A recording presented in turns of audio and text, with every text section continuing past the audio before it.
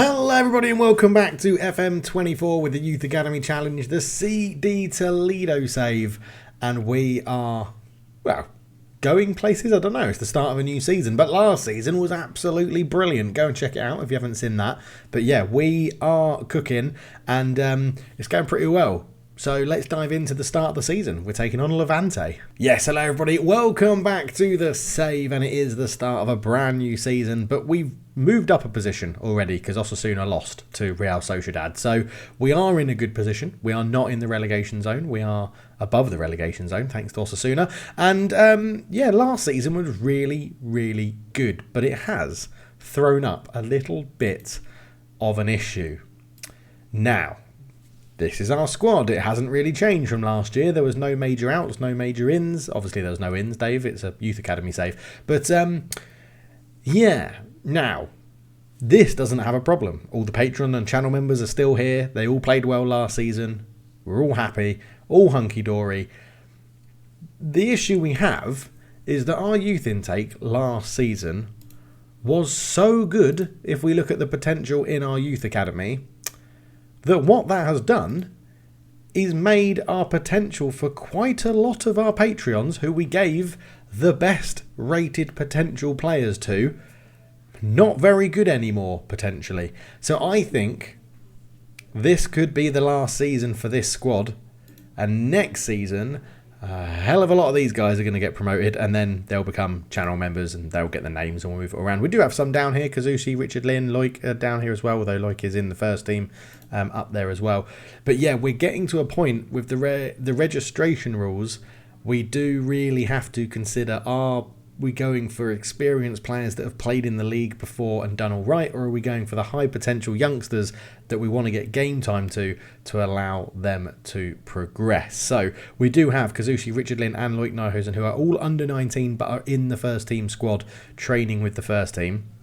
Obviously, we have the really good Miguel Moreno, Dave Supreme's up here, Joe Page, Myberg. I mean, not all of them. Most of the Patrons still have a good level of potential, but yeah, some of them have dropped off a cliff given how good our intakes have been recently. So we will be reviewing that at the end of this season.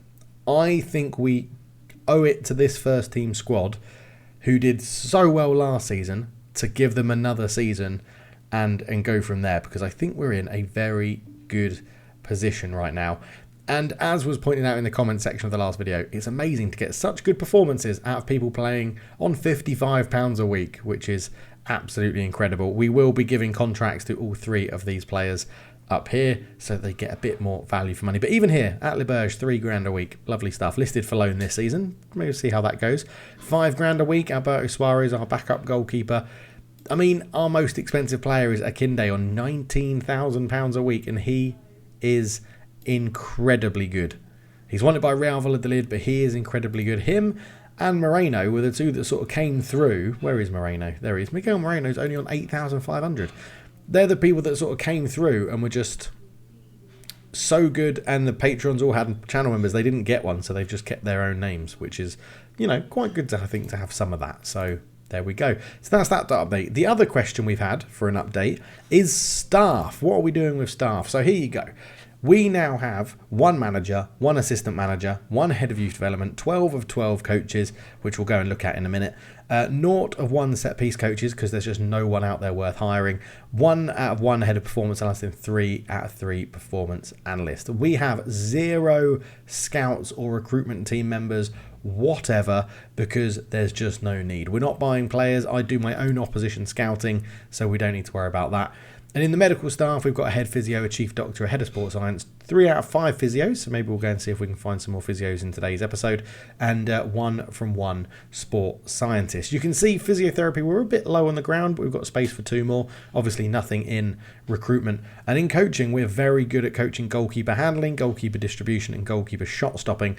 We're a little bit poor in terms of set pieces because we don't have a set piece coach, but everything else I'm not too upset about. We're not bottom, we're not top, doesn't really matter. So our coaching team is made up obviously of me. My attributes are coming along nicely, unless you care about me moving country or training goalkeepers or doing anything to do with fitness.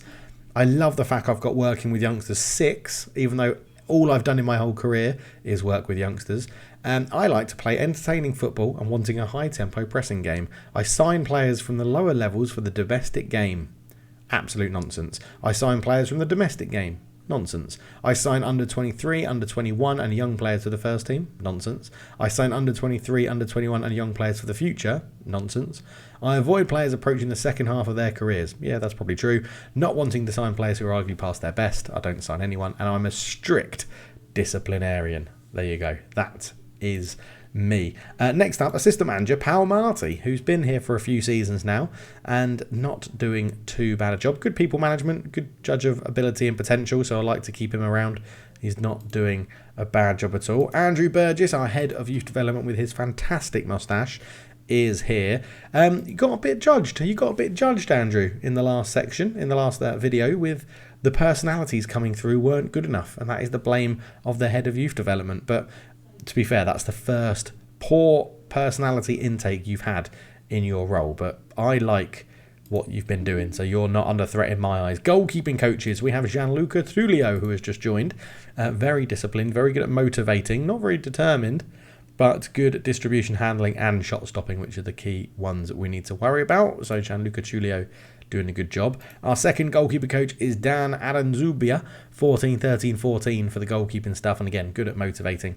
Not bad. People management, bit more determined, but a low level of discipline. Next up, fitness coaches. Miguel Cordero is here, a Venezuelan, who is out of contract, so we could replace him, but 15 fitness, level discipline 13, needs that motivating to be a little bit higher. Paco Imbanone, I think it is, has just joined the team this year. Fitness 15, motivating 18, discipline 15, determination a bit low, but is getting the boys working hard on their fitness. Florian Andone, who you may remember from playing at Brighton for quite some time. He has joined the backroom staff because he is very determined, very good at motivating, and he's very good at the mental side of the attacking game. He's also a perfectionist, which does really help me out as well. I like to have those sorts of players in. We've got Danny Pinilos in here as well, very good at the tactical stuff and working with youngsters, so more of the attacking tactical side of things is what he works on. Good determination, good motivating as well. So happy to have him around as a fairly professional coach. Julio Hernando. This is probably the best one. We've recently brought him in not too long ago. When did he join? He joined 2 years ago, 2034. Last year, in fact. He came in last year. So very good fitness, working with youngsters. Technical is good. Attacking is good. Fairly determined, good determination, good level of discipline, so he's not looking too bad. Next up, another player you'll all recognise, Nabil Fakir. He is in, a perfectionist as well, good at motivating, good determination, again, attacking, tactical and technical players. As you can see, we're favouring the attacking side of things because I do the defensive coaching, so we didn't need to focus on that. But to help us out in defensive coaching, we did have Gabriel Palista, formerly of Arsenal. Ended his career in China, wanted to become a coach. We gave him a chance. Defending 14, working with youngsters 14, good tacticals at 13, very determined, good at motivating, so not too bad at all. Stephen Clements is a coach that some of you may recognise, but yeah, good mental, attacking and defending attributes in there, good determination. Should be a good addition to the team. Manu Castanades is in as well, so motivating, level of discipline, determination, defending, mentals, technicals, sort of helps out with a lot of the other stuff as well. And finally, Yaya Toure is a coach. He's actually been here for quite some time. He started his first contract in 2034, but we picked him up. When did we pick him up? In 2031, so he's coming up to 4 years at the club already. So yeah, Yaya Toure is in, and then we've got performance analysts who do a decent job. So yeah, we don't have to worry too much about that. Now, set piece coaches is something we could go and look for, but it is incredibly difficult because no one actually wants to be a set piece coach unless they are a set piece coach. And if we go into here, I mean, for starters, these are all the set piece coaches in the world that want to join us and work for us, right? As a first team, that's it. These are all the people around the world that want to be a set piece coach for Toledo, which in itself makes it a little bit difficult. But if we then go into set pieces, and we'll start the bidding at 15, that's crap. 14, no one. 13, no one. 12, no one. 11, no one. 10, we can get someone who's half good at coaching set pieces. They're all currently in a job, so I think we're going to go for whoever is the cheapest, which is Fernando Villalba. Set pieces 10. He's not very determined, and he's not got great motivation. Jamie Poveda, good at motivating, crap determination. Set pieces 10.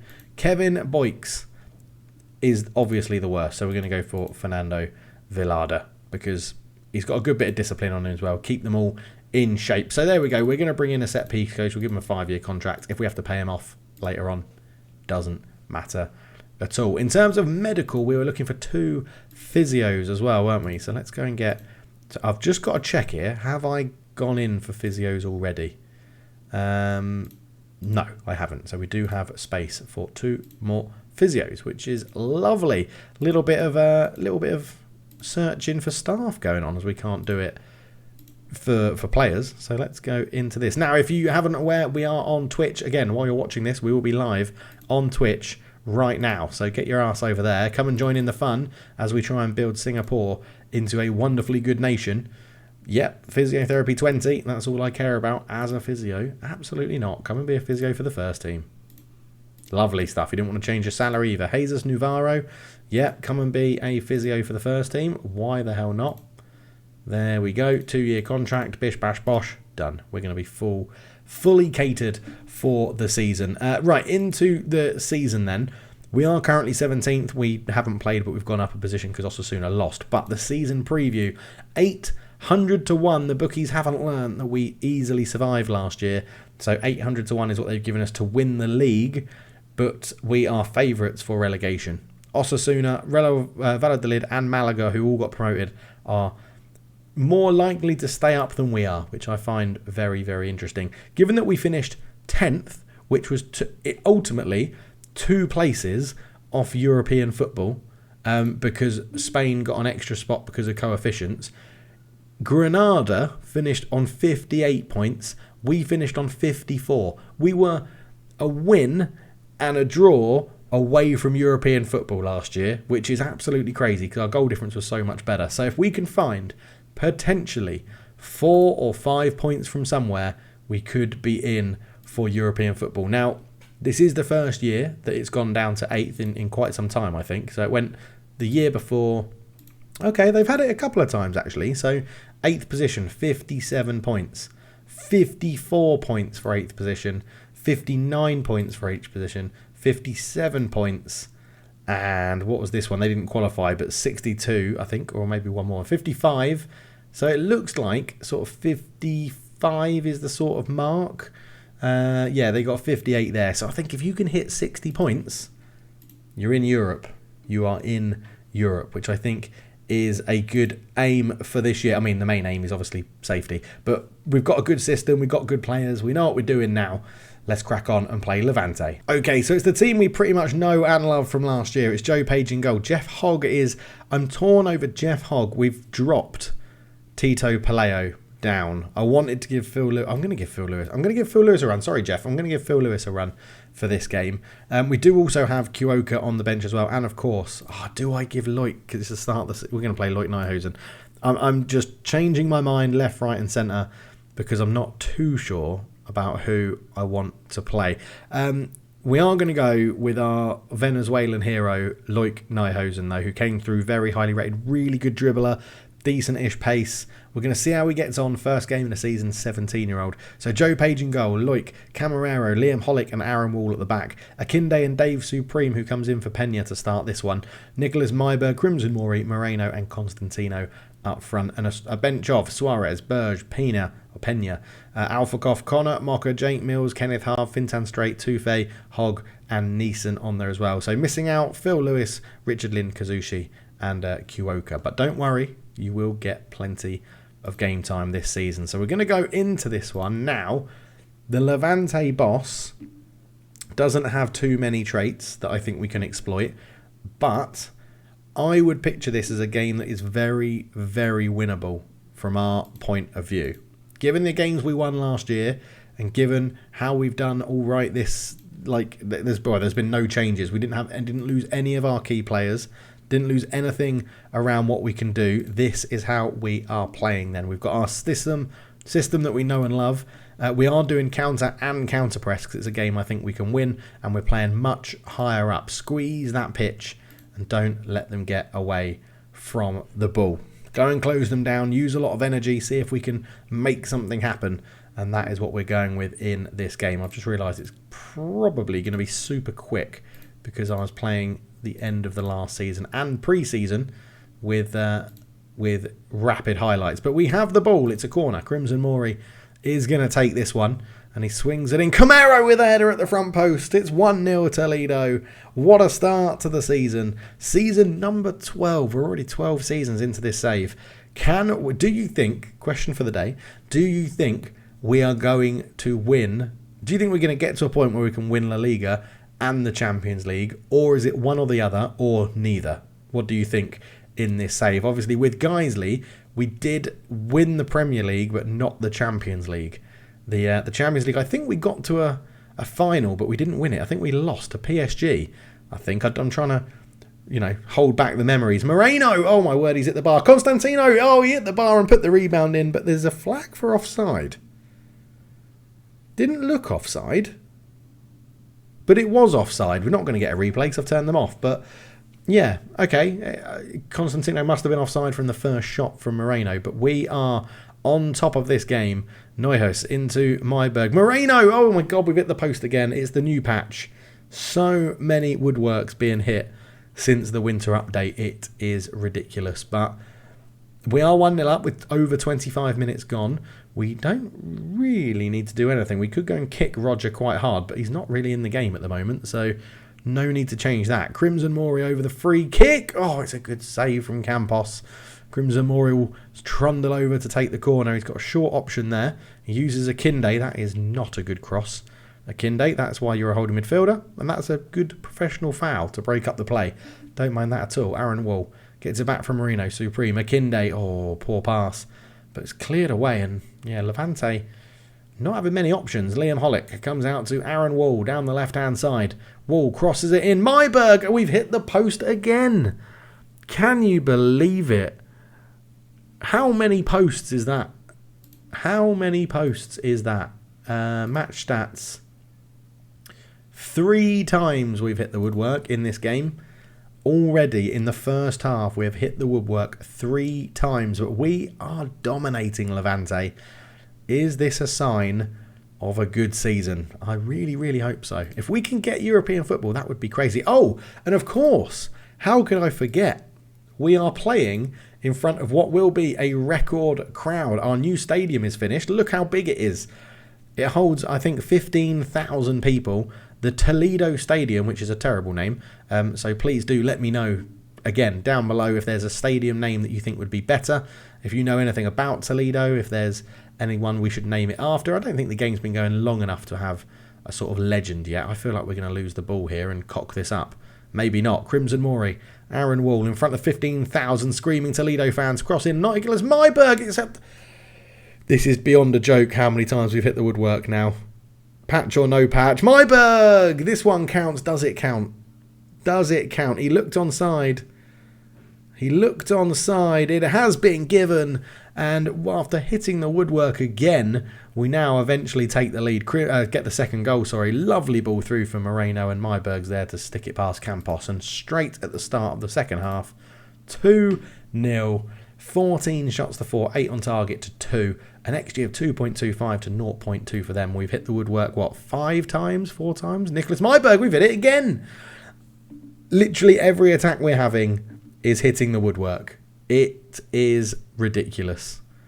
Absolutely ridiculous. Aaron Wall comes forward down the left-hand side. Great ball through to Moreno. He's got Constantino in the middle.